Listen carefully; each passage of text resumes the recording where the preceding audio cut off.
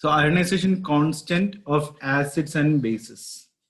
So I'll just take a simple example. Let's take for Ka, correct?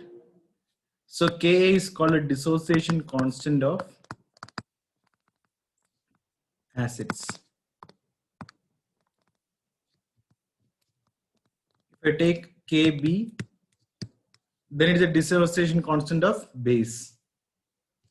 So for this particular equation, this particular Ka, the dissociation constant of acid, I'll take a simple equation.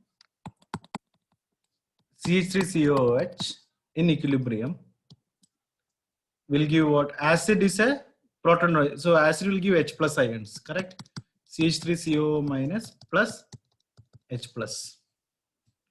Now, if I want to take a dissociation constant Ka of this will be the product by reactants, CO minus and H plus by reactant. By reactant is CH3COOH.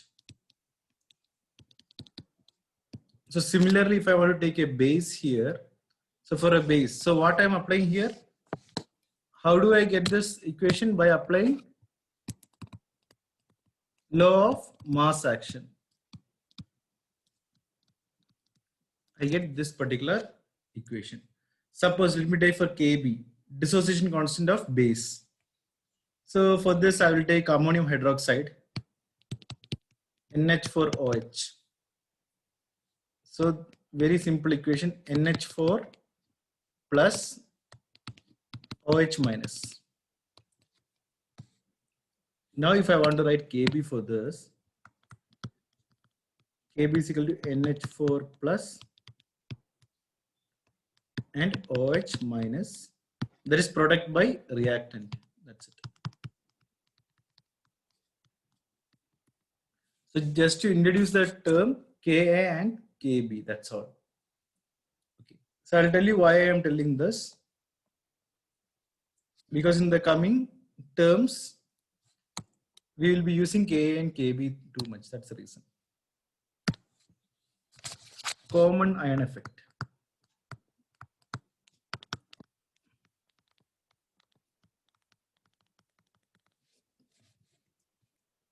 So again, I'll take some examples. Example number 1, HCl. It dissociates into H plus and Cl minus. Water I'll take. H plus and OH minus. Okay. So if I'm taking these two things, if I'm just taking these two examples, I'll just mark these two things. So what is the common in this? H plus ion is common.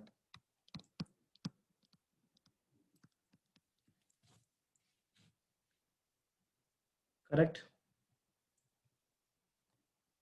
So this means that the H plus ion, correct, or else water would dissociate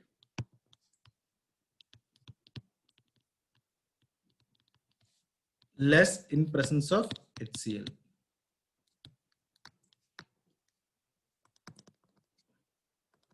Because of the common H plus ion.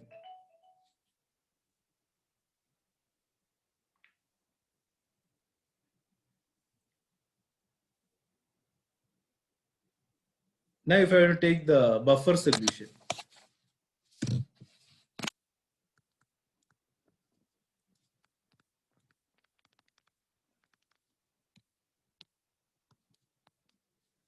So if I want to take a buffer solution, so for example, let's take, we all know what is pH, correct?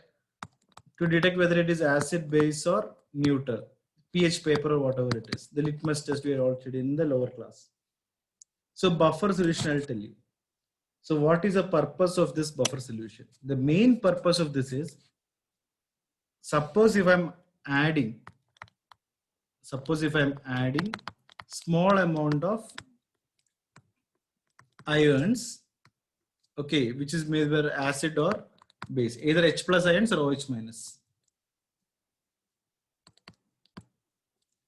So what happens is that if I have buffer solution in this, if I'm having buffer solution in this, it resists. For example, if the solution is acid, it will remain acid itself. If the solution is base, the buffer solution helps to remain base itself. So which means it resists the change in the pH. So buffer solution resist, or main purpose of this is what? It resists the change in pH.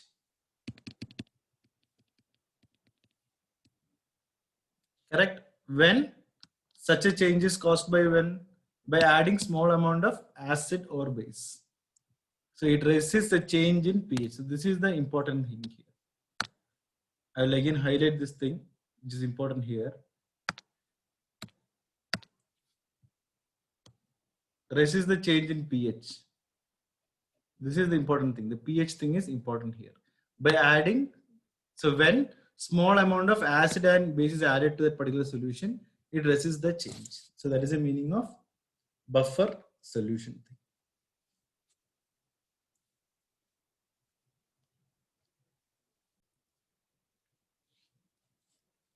Then one of the most important question which is asked in the entrance as well as for the board is to find the pH of a solution.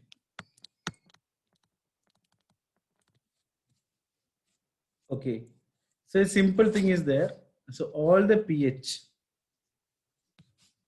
for example, if it is let's take pH, I just circle the pH one here, because there is something called pH and pOH. Okay, that's the reason. So I'll just circle the pH. If they ask you to find the pH of this, so log to the base 10, okay, 1 by H plus ion. That's all. Then the next question they can ask is find pOH. So we all know it is, instead of H plus, it will be OH minus. Find pOH. Find pOH of a solution.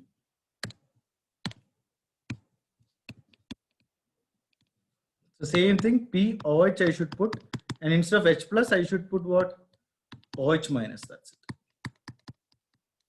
OH minus ions respectively. And before a lot of years, one of the common question in entrance was, it's been asked a lot of times, that is pH plus pOH. Value is 14. Correct?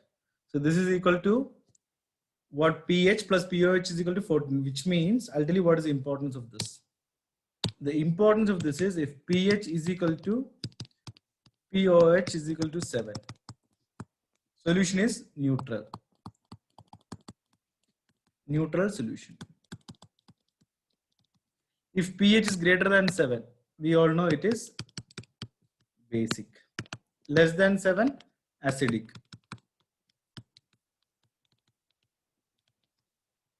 Okay, so this happens at a certain temperature, that is at 298 Kelvin. And here I can say this is equal to pKW. Okay, it's a constant here. And how do we determine the pH? Correct? By using a litmus test, we can do it. Or else there is something called a pH meter. So those things, it is not that important. And we will be talking about pKa, pKW, and those values we'll be talking now. Okay. So next one is pKa value. Okay. So Ka, dissociation constant. So the values of Ka and Kb, let it be for a weak acid and a weak base. So if I'm taking pKa value, this is minus log of base to the 10 Ka, and pKb value, same thing, minus log of base to the base 10 Kb value. That's it. So these are the important formulas, but these are not asked in the entrance, these things. The only thing I'll be sharing whatever is asked in the entrance once session is over.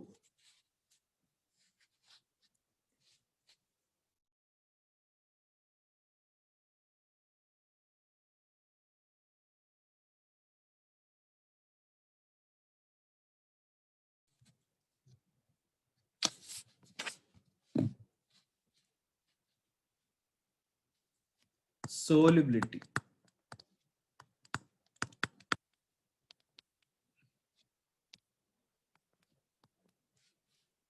Correct. So if I'm taking a salt AB in equilibrium, it is giving us what? A plus and B minus. A general thing. This is for a salt AB.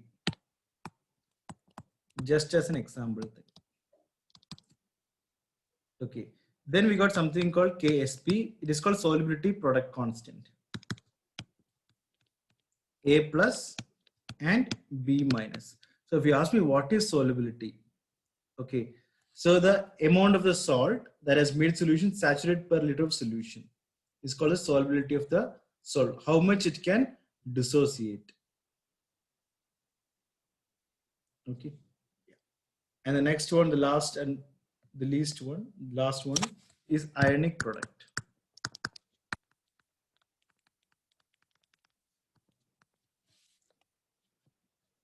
Okay, so the one which is asked in entrance, I'll tell you these conditions are there. Ionic product is IP. If this IP is greater than the solubility product constant, then precipitation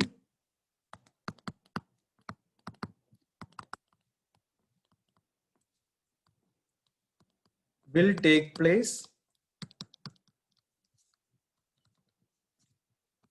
till IP equals KSP.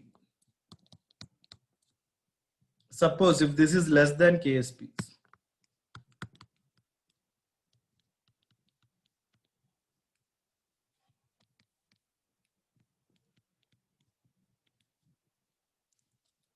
so which means here precipitation won't be formed, will not be formed. Precipitate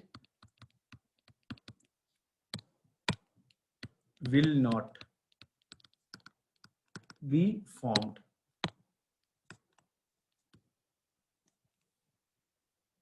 Okay, and solution will be unsaturated. Solution is unsaturated. Whereas in the above thing, nothing is mentioned.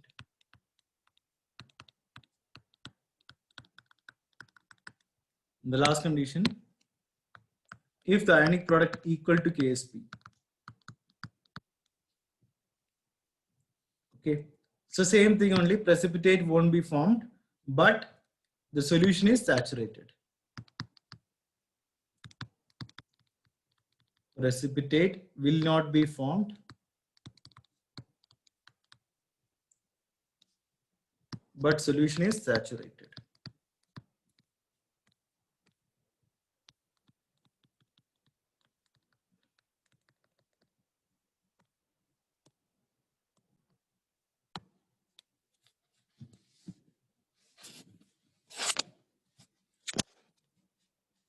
So let me do the protic acids now. Correct. So what are the protic acids? First thing. So acids that have ionizable hydrogen ion or ionizable hydrogen, that's it, are called protic acids. And this is divided into two types. One is the monoprotic acid. This is also called monobasic acids. Monobasic or monoprotic. And other is poly. Poly meaning many. So monoprotic, the name itself says that this contain these acids, correct? These acids contain only one only one ionizable hydrogen.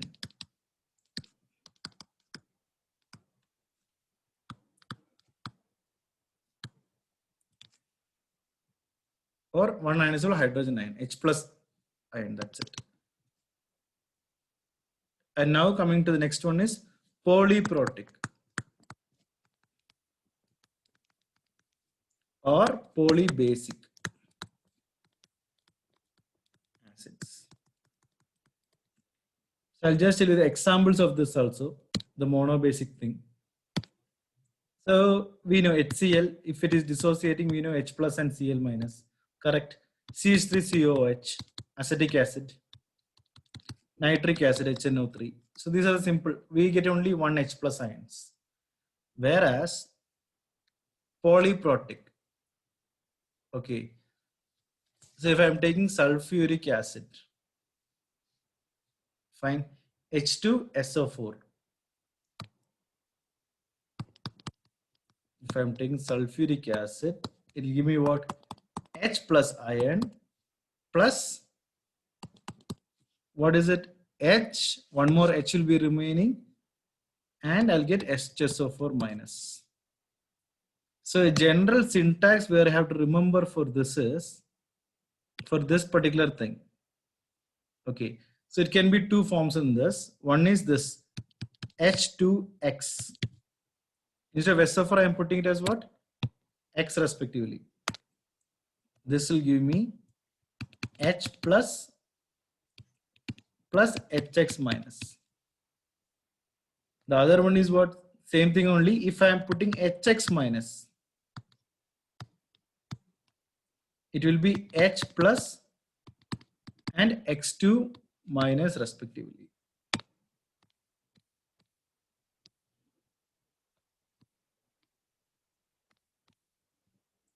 That's it. So what is H2X basically?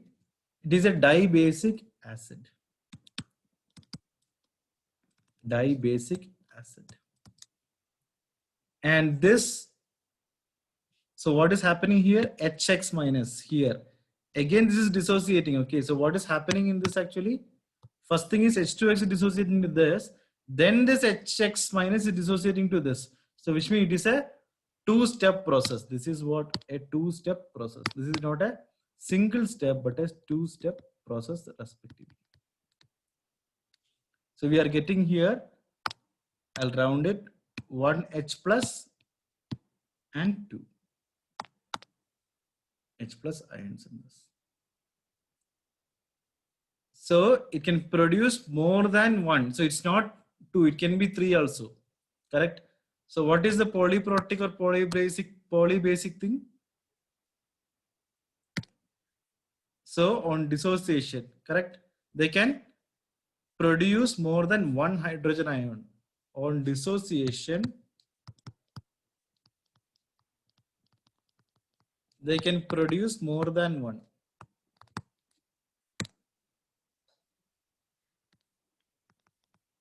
They can produce more than one hydrogen ion. H plus ion, that's it. Example H2SO4 I told you, correct? H3SO4 is there. So there are a lot of examples. So here it will be three step in H3SO4.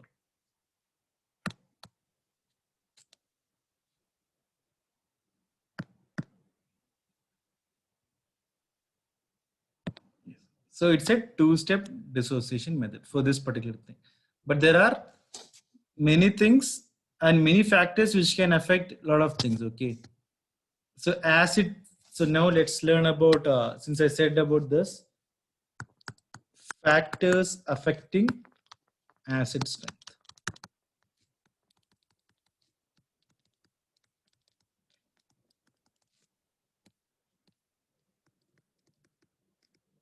Very important.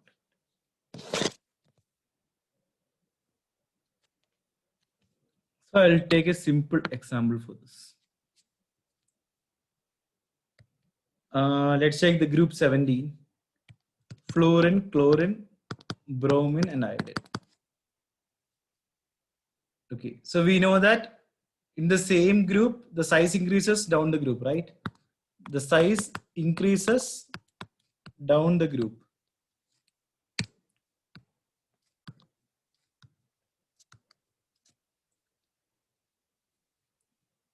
So what is the order of size of this? So if I want to just take the order of the size,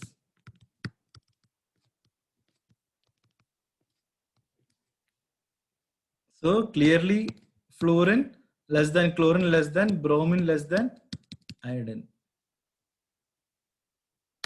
So if I want to take the bond strength, so factors affecting acid strength will purely depend on what? The bond strength. So I'll tell you how it is been affected. So bond strength here, if I write down,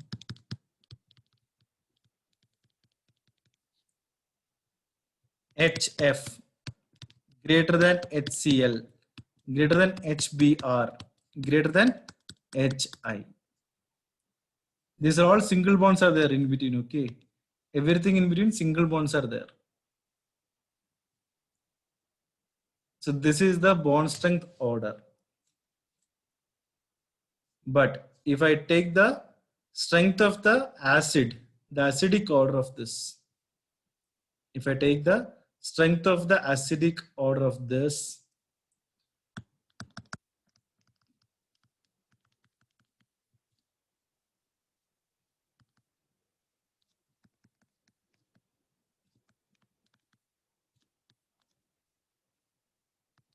hydrogen iodide will be greater than HBr, greater than HCl, greater than HF.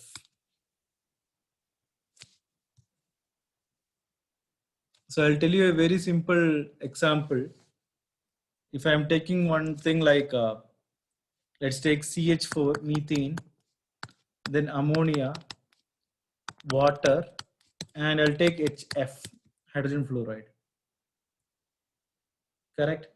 So we can clearly say that HF greater than H2O is greater than NH3 greater than CH4. Because how? Because of the order of the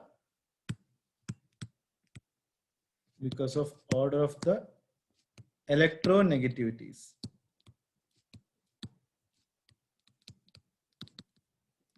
So we know what is order of electronegativity. Fluorine is greater than oxygen, greater than nitrogen, greater than carbon.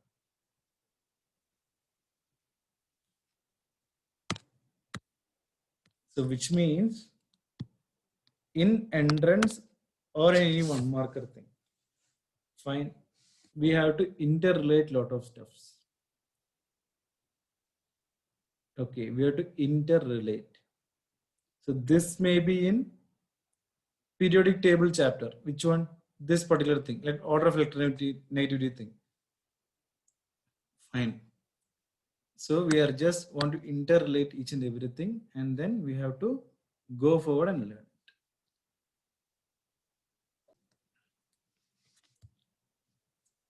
More the electronegativity. Very important this is. More the strength of acid. So this is how I am getting it. The order of the strength. Fluorine greater than oxygen greater than nitrogen greater than carbon. Or else if you want to write in this CNOF, if I want to write here CNOF, I have to put the less than sign here. C less than N less than O less than F. Okay. So this is also one more way of finding this thing. So guys, one of the doubt, very important doubt with this is, stronger the bond, stronger the acid.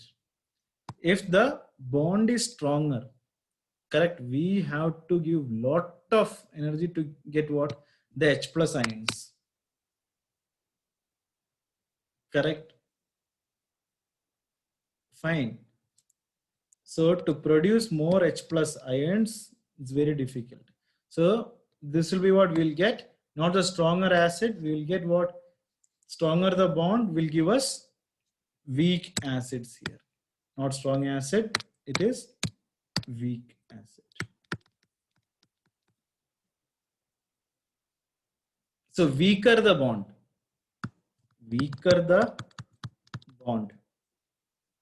So A, I'm telling you about the acid thing, okay? Weaker the bond or weaker the HA. Fine. Weaker the HA, the hydrogen and the acid. That particular, whatever element it is, or HX I can say, correct? Weaker the bond, stronger the acid.